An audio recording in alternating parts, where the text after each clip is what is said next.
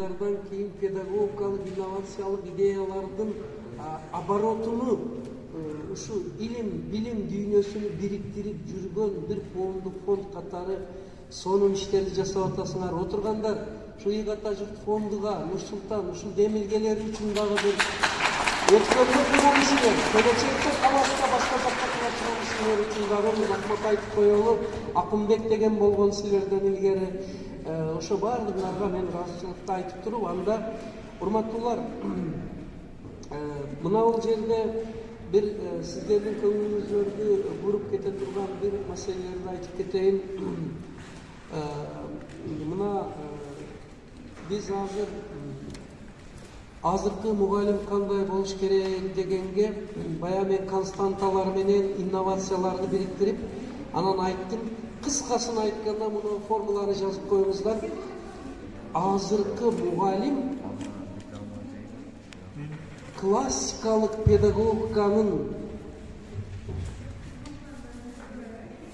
алгылыктуу уңгулуу жактары менен инновациялык педагогиканын, инновациялык технологиянын кошундусуну өзүгө өздөштүргөн адам.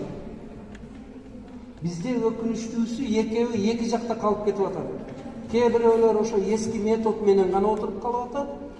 Кээ бирөөлөр инновациялык технологияны, IT-технологияны өздөштүрүп алганы менен даяр PowerPoint менен гана чыгып кетип атат. Ал эми айрымдар болсо ошону өздөштүрө албай жаңы технологияны кыйналып атат. Мына эки ажырым. Бирок муну экөөнү кошсо, айкалыштырса болот экен. Антпесе көңүл буруңуздар. Канчалык мыкты педагог болуп классиканы билбегин, заманбап технологияны билбесең, балдар укпайт. Z поколение, андан кийинки поколение азыр келип атат.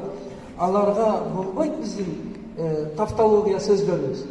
Ошол эле учурда канчалык IT-технологияны санариптти жакшы билгениң менен педагогикалык классикалык эмгекти өзүңө сиңдирбесең, Жан-Жак Руссону, Песталоццини, Конфуцийди, Каменскийди, Сухомлинскийди, өзүбүздүн Бектур Исаковду эгер билбесе, бул сүртөн болуп калат. Анда бир мынандай жаңы сөз чыгыптыр, мени кечирип койгула. Техника, технологияны өтө жакшы билет. Калган ол классика менен, методика, педагогика, психология менен иши жок. Натыйжада мындай сөз чыгыптыр. Идет парень молодой, компьютерной головой, каменной душой. Туурабы? Туура болсо муну тастыктап коелу. Пусть идет парень молодой с компьютерной головой, но доброжелательный, доброй душой, чтоб шел. Туруу жокпу, жан дүйнө байлыгы менен барсын. Жалаң гана акыл жан дүйнөсүз, жалаң инновациялык техника жан дүйнөсүз, бул кооптуу, опасный. Анда цивилизация өзүн-өзү жоготуп жибериши мүмкүн. Биз чочуп туруп өзүбүзгө келишибиз керек. Ай, токтом. Bundan 10-20 жыл илгери академик Лихачевдин айткан бир сөзү бар. Педагогика боюнча.